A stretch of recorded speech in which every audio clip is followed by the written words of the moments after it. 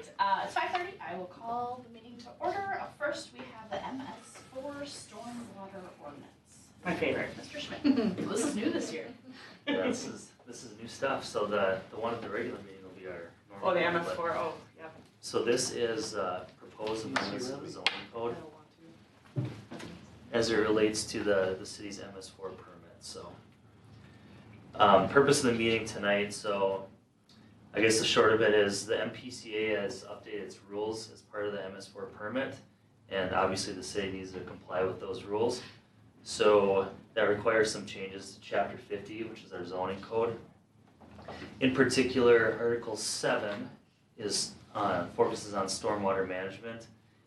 We're just updating the approval standards and kind of the reference permits and rules in that section, so they're consistent with the overarching permit itself versus kind of custom city standards that are in place right now, which might not be consistent with the state's rules. So we're just proposing to update that to clean that up.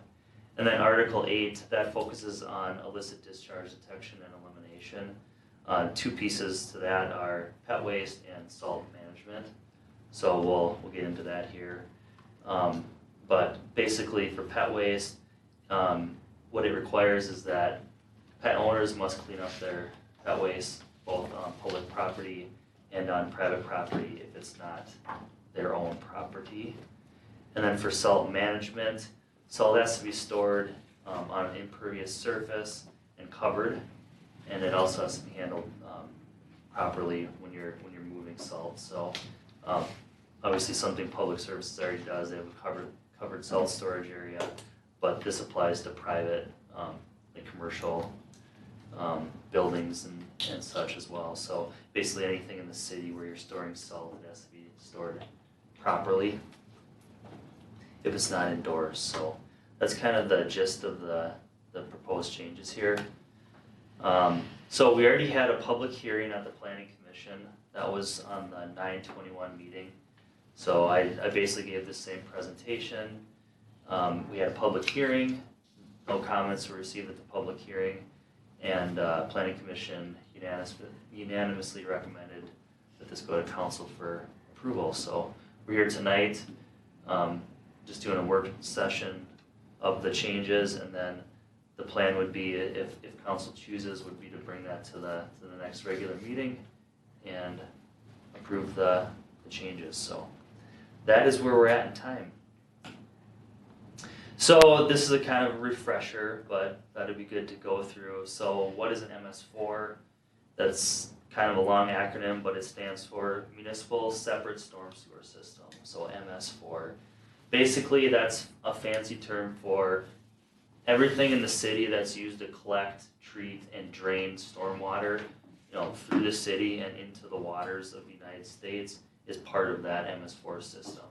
So everything that we own and operate is part of your MS4 essentially. So that's anything from the curb and gutter in your streets to the inlets that collect the rainwater.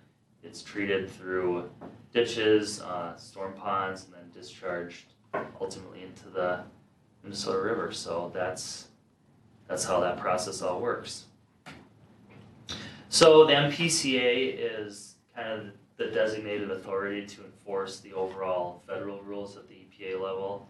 And it states that all cities and urbanized areas have to have this NPDES construction stormwater permit, and Carver obviously meets that for being in an urbanized area and has been an MS4 city since 2006. And we're continuing to implement our BMPs in the permit today. So a SWIP, that's another term that you've probably heard in the past. That is a piece of the overall MS4 permit. That is what we call the Stormwater Pollution Prevention Program.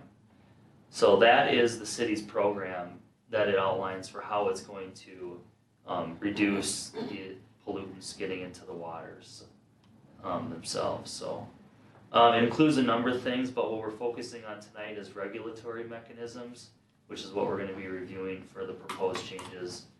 Among other things, it offers educational programs, it allows the public to comment on it, annually, which we're gonna do at the regular meeting tonight. And then obviously inspection, maintenance, and documentation for our system. So that, the commitments to the MPCA, they define the permit in 6 control measures. So public education and outreach, public participation, illicit discharge, detection, and elimination. And then you have construction, stormwater, runoff control, and then post-construction stormwater management. And then lastly, pollution prevention and good housekeeping. So that's kind of the buckets that they break the program up into. So what are we looking at tonight? So the new requirements that we're focusing on, I just highlighted in red. The first piece dealing with the stormwater management design. One key item is that now new and reconstructed impervious surfaces have to be accounted for properly as part of the design calculations for the permit. So that's something that wasn't formally part of the permit. So that's a new thing. Aaron, does that mean residential, commercial, or just like street construction?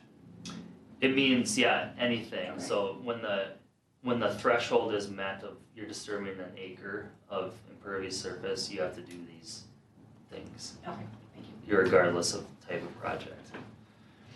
And then obviously the requiring proper salt storage, and then requiring the pet owners to dispose of that waste properly. Okay. So that is it. That's in a nutshell what we're doing. I do have the kind of the detailed draft ordinance, and that has like the redlined version. We can pull that up and go through anything that council wishes to see, however you want to approach it. Kind of an open discussion at this point.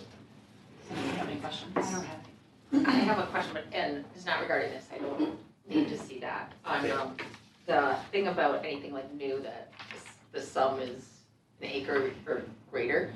If we didn't have Ironwood Park done, would that be part of it? Or- Yeah. Yeah. So, and we planned for Ironwood Park, so that we oversized the pond Okay. that Timber Creek built, so to account for the impervious surface. Okay. So we So kind I'm of just set trying to like ourselves try to up. picture. Yeah. I don't know how much acre, but like at skate park, the basketball. Yep. Oh yeah, that was over an acre. Okay. So yep, that would account for that. So has it already been like taken care of, or Yeah, it really doesn't matter because it's Done. already built? It was taken care of, Okay. and it's done. So we're good. But it's So it meets also these standards. pre. Yep, it meets the Yeah. Right, pre-standards, yeah. Yeah, that's right. but that was new. That was Yeah. new impervious, so it didn't matter. It Okay. needed to meet that anyway. Okay, So this is just if you rebuild a road and there's not proper stormwater like runoff control, Okay. you need to build in rate control into the project. So you can't just let the water go anymore. see, that could be a concern on that. We Yeah, talked about so it's rock, hard right? like in areas where there's like not good opportunities Mm-hmm. to like get like a storm pond in somewhere, that's where it's gonna get tricky.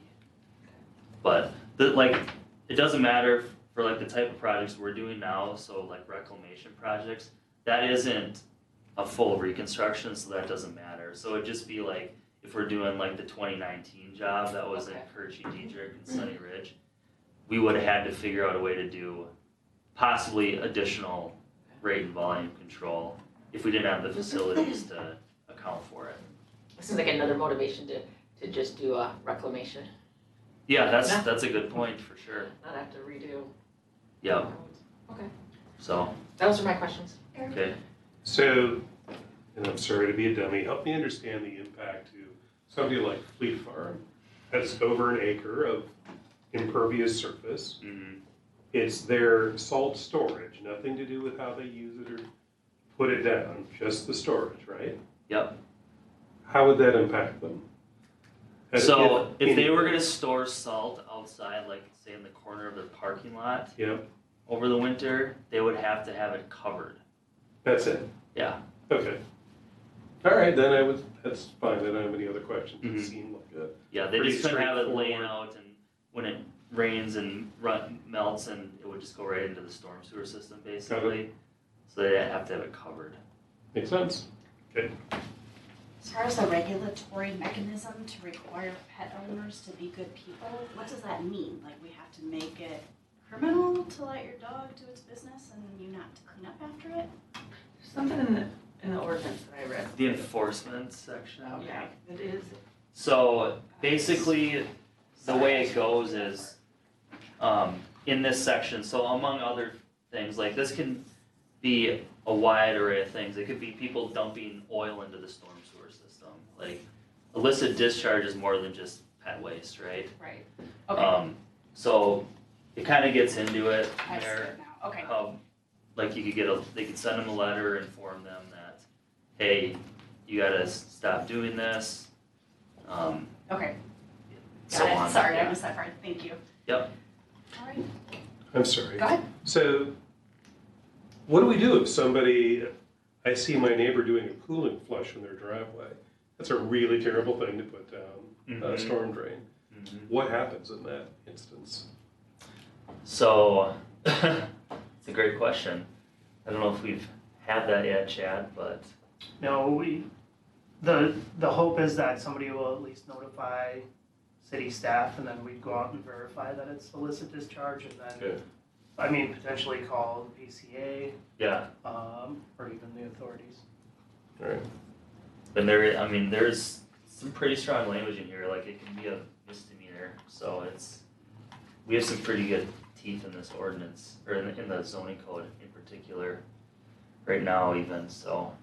That would have been a pretty normal thing to do with your 75 Chevrolet. Oh, I remember Grandma dumping the oil on the alley, on the Yeah. gravel, yeah. And then, Dust control. Yeah. Yeah, I know that. It was just. okay, just one more question and getting ahead of ourselves. On the consent agenda for tonight's meeting, there's a precise salting agreement with the Carver watershed group. Is that related to this MS4 requirement? I don't- Aaron did Yeah. not know about this. Yeah, that's Chad. So with a brand new plow truck that we got in 2022, it has capabilities to track how much salt we're using, and it also has GPS. So if a resident calls and says, you guys haven't been by my house yet, we would be able to view that GPS tracker and see when we went by and how much salt we were applying. So we had this on one truck, we test drove it last winter, and we wanted to get it on the rest of the fleet Okay. that, puts down ice control. So we were working with Carver County to be able to get the devices installed on 4 more trucks. Okay. So for a total of 5, and then it would automatically be on any new truck that we would purchase going forward. Okay, so not related to MS4. Except it's. But did you guys doing get good things. grant funding for that, Yes. Chad? Yeah. So it allows us to track, it's good for budgetary purposes. You can see, last year we tracked, I don't remember how many snow events, but then we know exactly how much salt we were putting down to. Okay, I mean, it's loosely related, Mayor, in that chlorides in your water is a problem, right? That's going downstream. So Absolutely. anything we can do to reduce our chlorides going into our lakes and streams is important, so. great. Thank you. Yep, you're Aaron. welcome. Up next, the draft 2024 enterprise fund budgets. Ms. Shooty.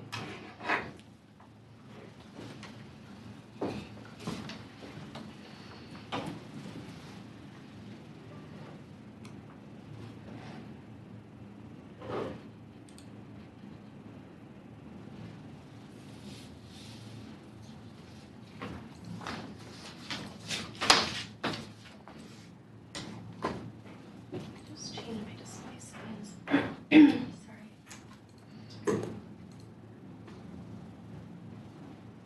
There we go. Have I what? I've never done a gravel road. No. That's a very typical thing to do. Put oil down? Yeah, if you change it in Carver dust control. Oh. All right, so this is the first run at the 2024 enterprise fund budgets. So as you know, the enterprise fund budgets are much different than the general fund because we are not using taxes from the residents to fund the utilities. So the language is a little bit different. You'll see that it's not going to be a balanced budget for the water, sewer, and stormwater funds. Some of the conversation that Aaron just talked about will help me explain some of the rate changes for the stormwater, so I appreciate that. Because some of what we do there, we need to fund the MS4 improvements as well as maintenance, so it's timely. So first we're going to start out with the 2024 utility projects. It's going to be a big year in 24. We have some very expensive projects, and most of them we're actually going to be paying for with cash. So I've highlighted the projects. I've asked Chad to help me with these bullets because I really honestly don't know what a lot of what these do, even though I am learning. So I will just highlight them, and then Chad can jump in with any additions. The big one here is the well 1 and 3 generator control upgrades in the water fund. So a lot of the parts are obsolete. We need to connect these generators and the wells to fiber. We're having a lot of communication fails. I can vouch for this because there's a lot of overtime spent with staff coming in on the weekends because there's alarms on the SCADA systems. And so getting this hooked to fiber would reduce those communication errors. And then there would be like little disruption to the system. Do you want to add anything, Chad? I would just say that the SCADA is our monitoring system, so if we get a communication fail, we can't see what it's doing. If a well is on, it will keep running. If that communication fails, nothing tells it to shut off, so it's a lot of wasted resources. But yeah, with well 1 and 3 generator, that would be the full upgrade to the water system. Every well house would have a generator to back it up in case that there was a power outage for an extended period of time. Did we have fiber to all the locations you needed from much of that? Yes, but they're not all hooked up yet. And well 4 and tower 2 electrical control upgrades. This is similar. Reduce communication fails, fiber, and then upgrading the controls as well. And one of the most important things in a water system is knowing the level of your water tower. That basically tells everything else when to turn on. So that is one of the most important ones. So we don't have water coming out of the top of the water. So this 40 PRV, I think they just didn't you just do Mount Hope one Mount Hope. this year? Yeah. Yes. So continuing to work on these as we can, because we have those different zones here in Carver. We're unique to that in the city. So, and then Tower 2 recoding. This is one that if we do have some excess bond funds remaining from the water treatment facility improvement, we would be able to use some of those funds for the Tower 2 recoding. So that would be used with cash. And then Bluff Park irrigation well. This is just a routine maintenance to pull the well and inspect the well components. I believe we did another one of these. Did we do another one of these at a different park? Community Park, Okay. doing a little research that Bluff Park and Community Park wells were drilled within a month of each other. And going back and looking at some of the maintenance records, we realized that they hadn't been touched for many, many years. So this is one thing that we wanted to get on the list, just to make sure that it gets inspected.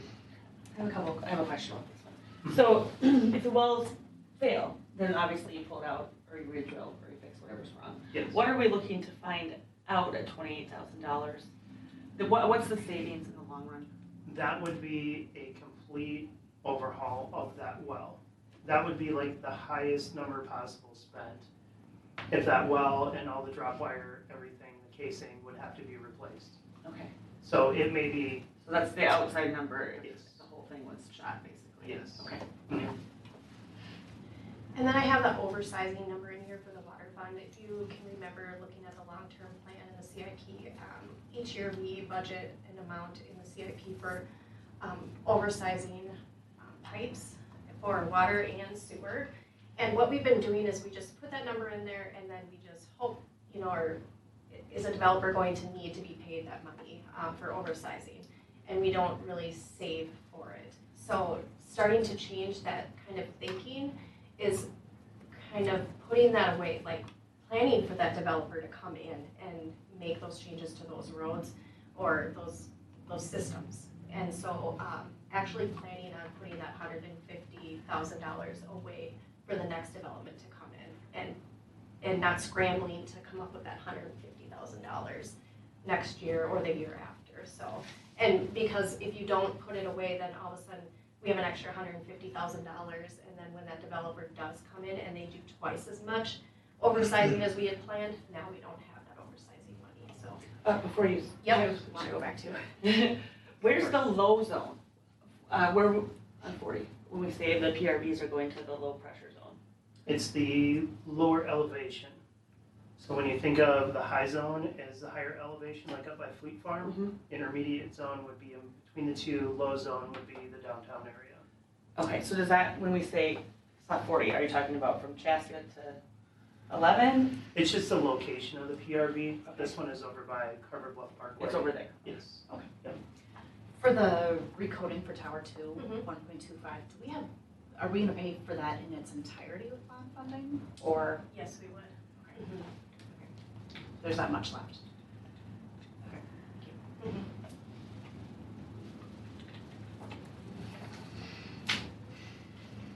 Certified levy, this will come out of the stormwater. Each year, for the past couple years, we're putting money into that certified levy kind of account or project fund. And these would be for improvements that are not grant eligible, whether they're, We got it, we know. All right, okay, just to make it pretty. And then Erin so kindly talked about the MS4 improvements. We're doing this every year. And then again, oversizing on the sewer fund, 200,000 there. And I laid out the enterprise revenues and expenditures. And you have water fund, sewer, and stormwater. I don't know how to make this sound fancy. I just don't. You can see that the increases from 2023 to 2024 obviously are going up.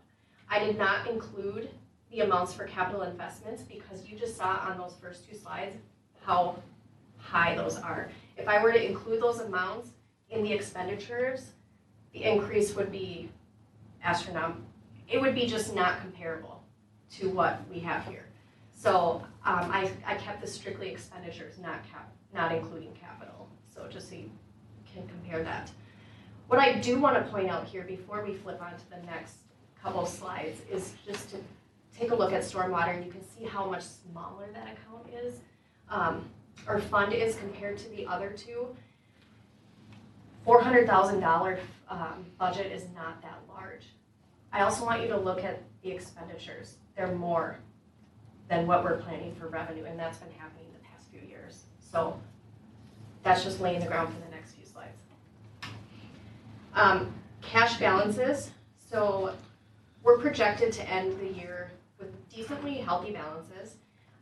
So for enterprise funds, your cash target is based on 3 months of operating expense, and you want to basically be able to cover your debt for the next year and what you're planning on buying in cash.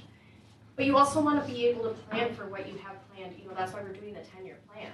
So you have to be able to sneak away a little bit of cash for those 10 years that you're wanting to save for. So debt service, 3 months of operating, and then following year of cash purchases, and then a little bit of savings. That's what you want to be able to do. Just a couple expense highlights since I'm not going to show the full budget here. Water and sewer is the new utility superintendent, actually starting in October of this year, but the full wages and benefits will be in 2024. In the water, property insurance increased quite a bit, but that's because we added how much value to that water treatment facility. And then also electric utilities. Not only did the prices increase, but our output has increased because of how much we're doing up there with the new components.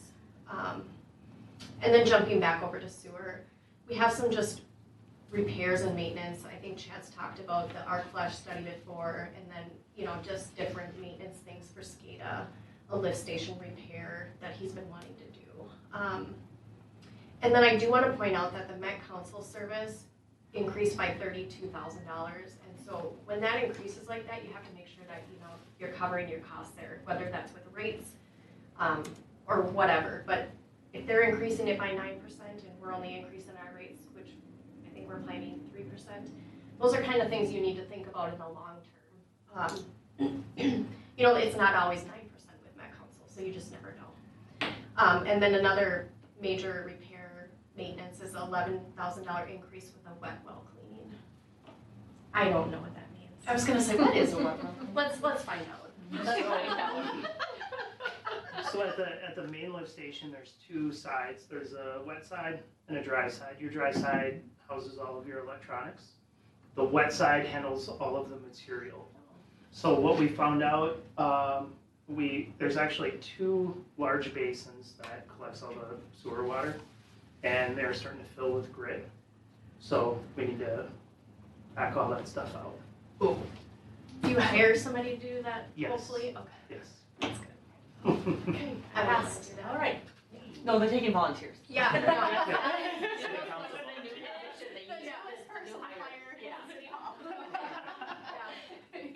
It also helps if you're short to kind of get into the Oh, nooks what? and crannies.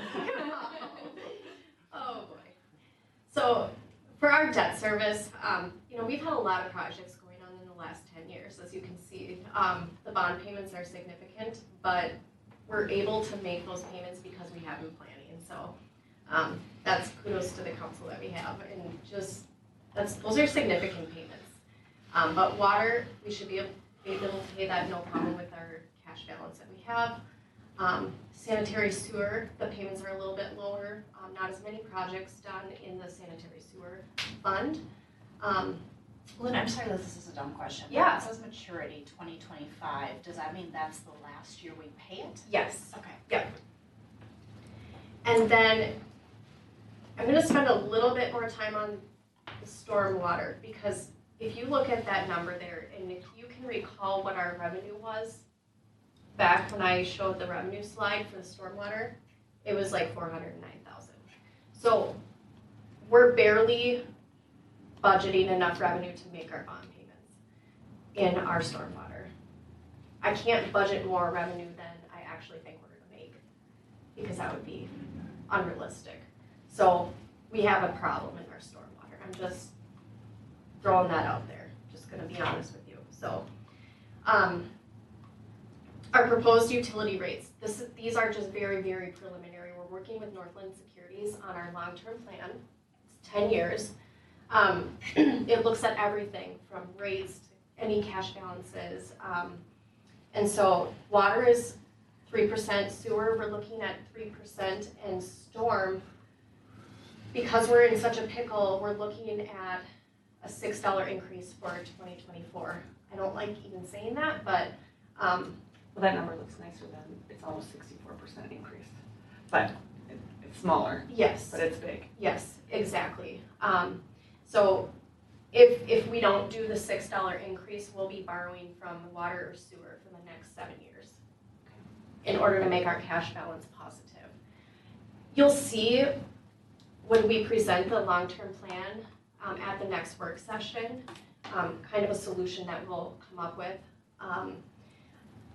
The commercial rate, the base rate for the commercial, it hasn't been finalized yet.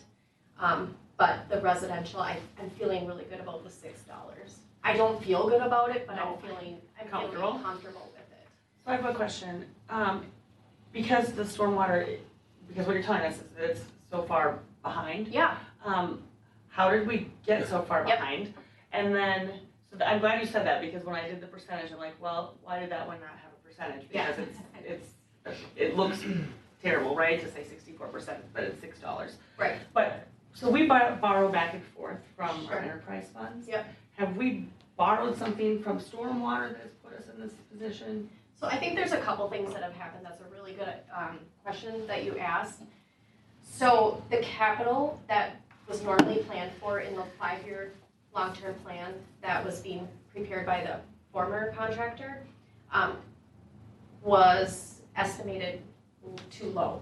All right, say that one more time. Okay, so the capital purchases for the stormwater Mm-hmm. Over, the last few years okay, was wrong. okay. So it was too low. We've actually purchased more in the stormwater fund than what was being planned for. Okay. Okay, so even 100, 200,000 can throw that fund, as you can see, into complete negative. And then also, if you look at this slide, they added the 2021 water treatment facility. That's an extra 83,000, and if that didn't get put on the plan quickly enough, when you were planning for it, that could have thrown it off as well. Like, if you knew about the water treatment facility, and I can't speak to that 100% because I wasn't here, but if that didn't get put on the plan when you were planning for it back in, I don't know when, rates should have been adjusted right away. So, and I'm assuming that the rates have just been going up by 3, 4, 5%, okay. And on $10, that's like nothing, right? So, all right, so that's where we are there. We're gonna move on from there, because it's uncomfortable. So I appreciate you being uncomfortable, and I don't think there's a single person in this room who's like, yes, let's raise water prices. But this makes sense, right? And like, my biggest fear is that we do something today that shoots somebody else who's sitting in these seats in the foot Like in even worse. 2, 4, 6, 8, 10, 30 years from now. You know, so do we all like it? No. But are you creating a case for why it needs to be done? Yeah. So I get it, but like, don't be as uncomfortable. It has to be done, and these are hard Yeah. recommendations and hard choices.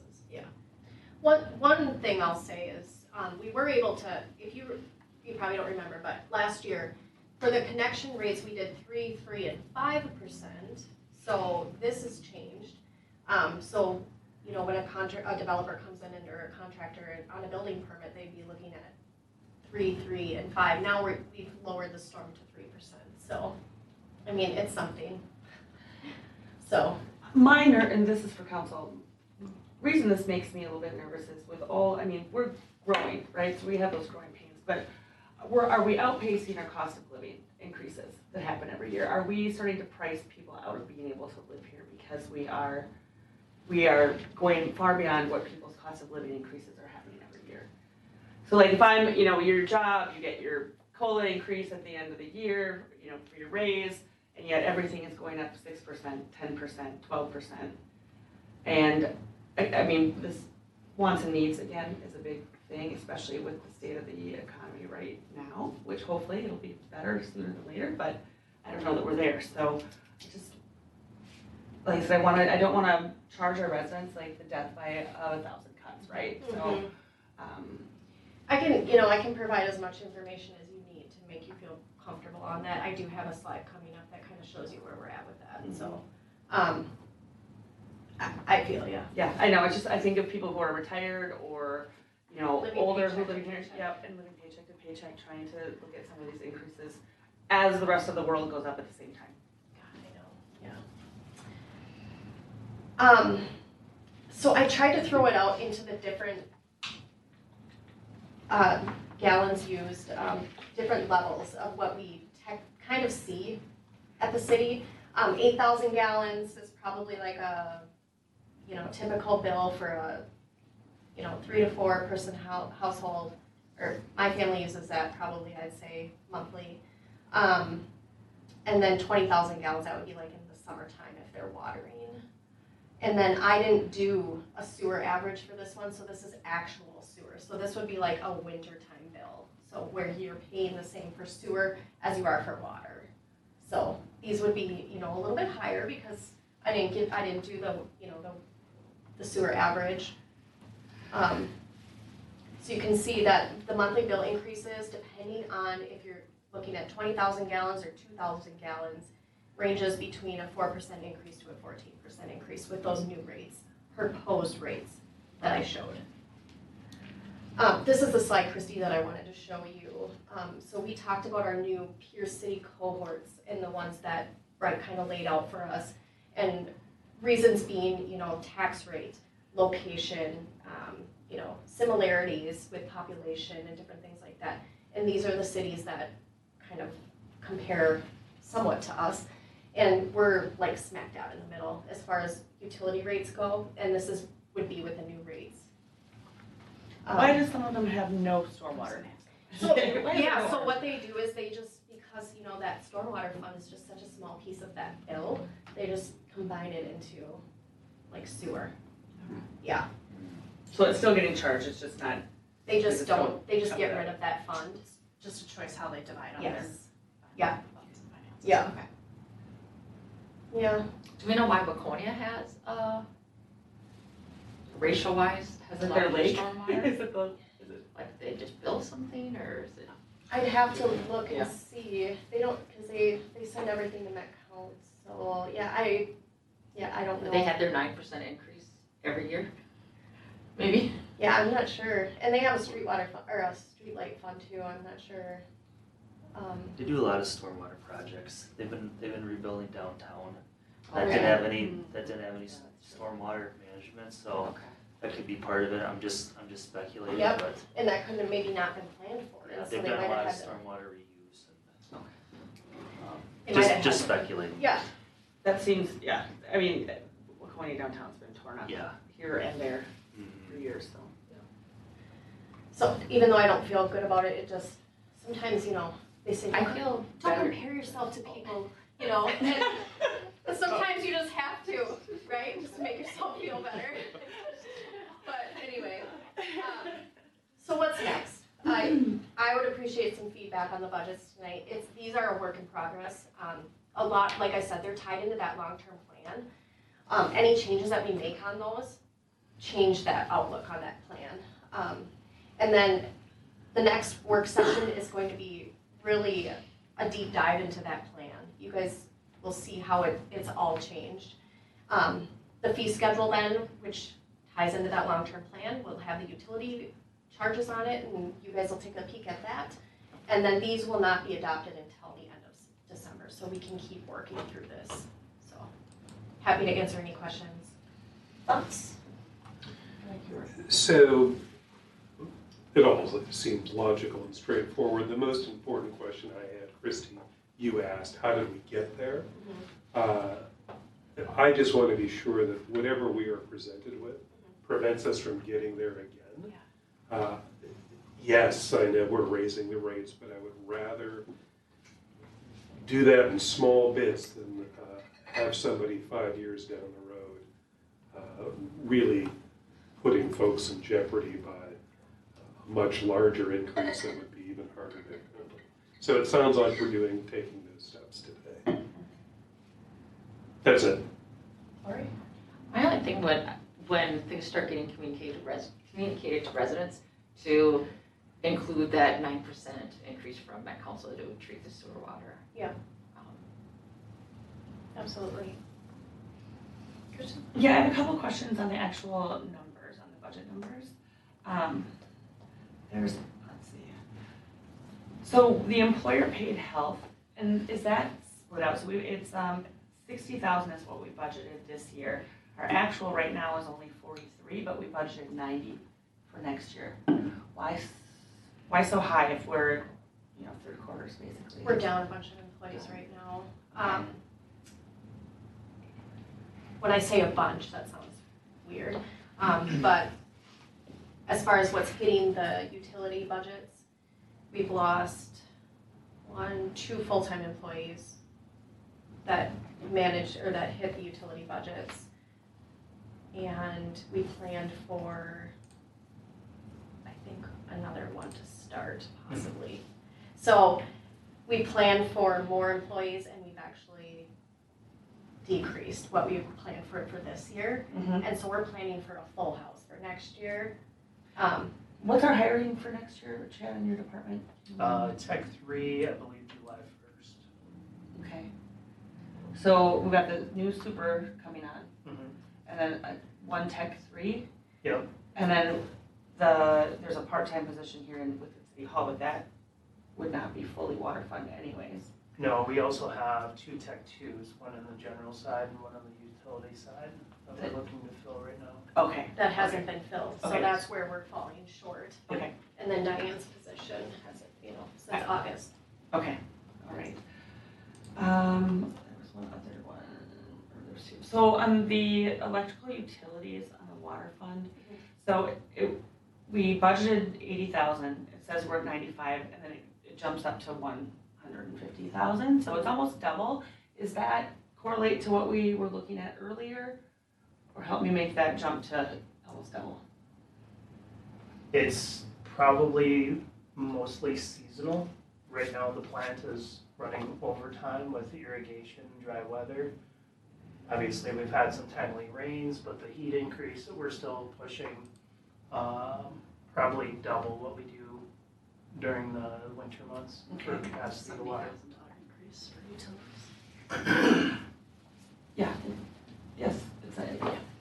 Okay, but when I'm looking at this, if the actual was 817, and we're coming down to, obviously people are gonna quit watering now, right? I mean, Slowly. soon.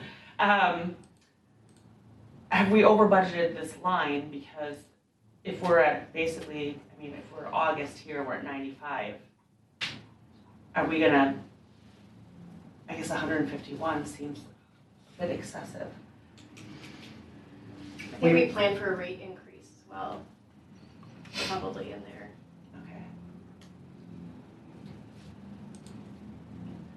Just maybe take a peek and make sure that one is right on, or not right on, but closer, or as close as it should be. I think that might have been the last one. Oops, pushing buttons here, let's turn colors. Nope, I think I'm good on that. Yep. I don't know, this makes sense to me. Like I said before, nobody likes to say we're gonna increase water prices.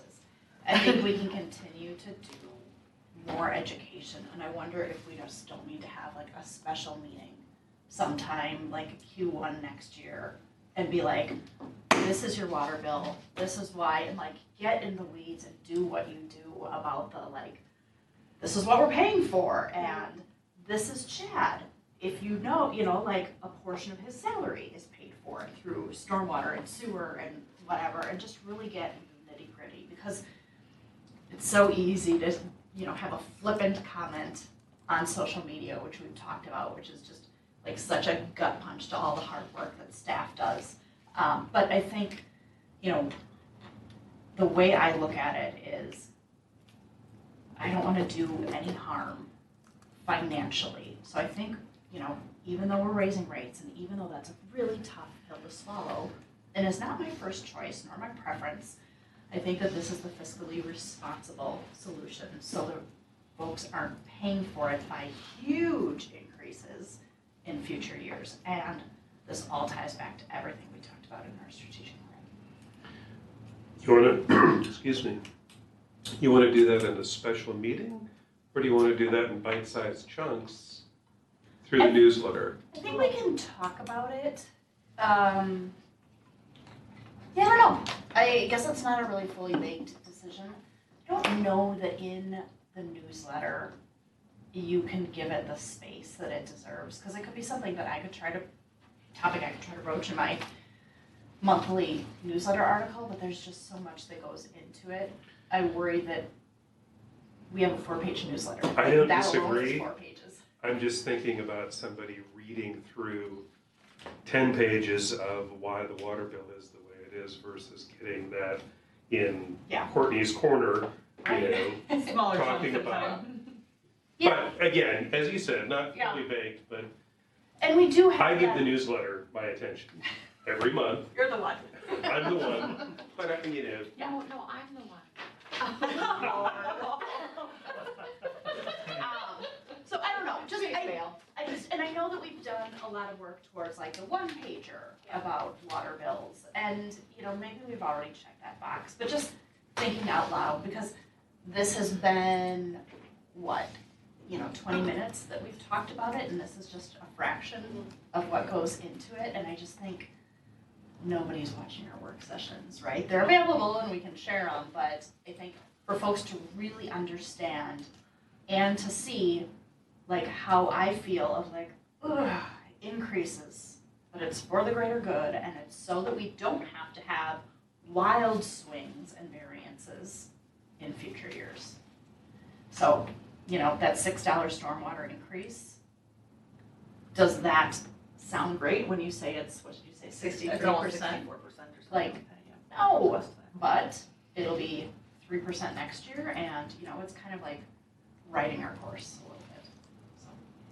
So. I think maybe if you want to put out a communication like that, I mean, do you think it's a good idea then to put something to say that we're kind of playing catch up, and that's why we're doing it? Because That's exactly what we're doing. we kind of beat the water bill to death because that's all we hear about is Carver. Right. I mean, I shouldn't say that's all, but that's one of the main things we hear is Carver water's so expensive. Carver water's so expensive. When you start to explain it, people can understand a little bit more. But I feel like that's just this horse that we just keep beating to death all the time, and we never can get anywhere on it because it doesn't really change the perception. So.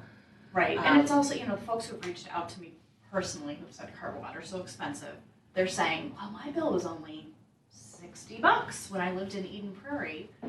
Well, Eden Prairie was 6,000 people in 1965. Right. So, like, they had a lot of room to grow. Our water bills will get there. Not well, any of us are sitting around this table, but, But I think it'll maybe some of those comparisons should be put really publicly in the newsletter because otherwise we hear the same thing and they have the impression, well, it's only that much over there. Why isn't that here? Yeah. We're in a completely different circumstances. Yeah. And that's absolutely what happens. You made a good point. You increase to a point, and then in the plan it literally shows 0 increases because you have to just get to that point. Yeah. So I think, you don't realize, right, when you buy a house, and if it's your first house, and you find this charming little area that's off the beaten path, I didn't look into what my water bill was gonna be. You know what? Who did? Nobody.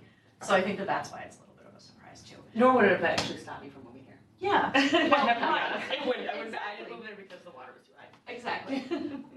So probably, something more for me to think about and we can continue to discuss. But aside from the communication aspect of it, I think that this is well thought out. I feel like the new consultant is kind of writing us and putting us back on course, and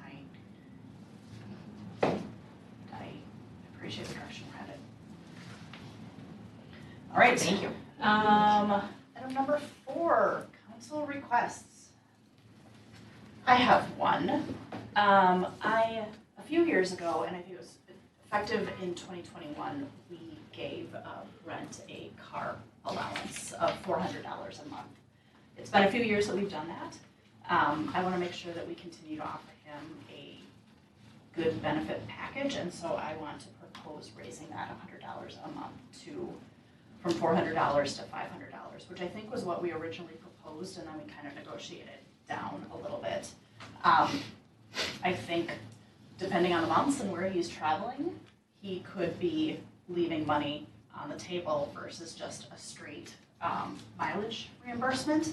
And I also think that the amount of money that it saves just in not having Brent have to do mileage expense reports every month would be worth it. So I am going to propose that, and I think that that's something that we can explore a little bit more when we get closer to his review, but I just want to see if there is support for that. So that includes all his mileage. I don't remember, it's been so long. That includes all his mileage.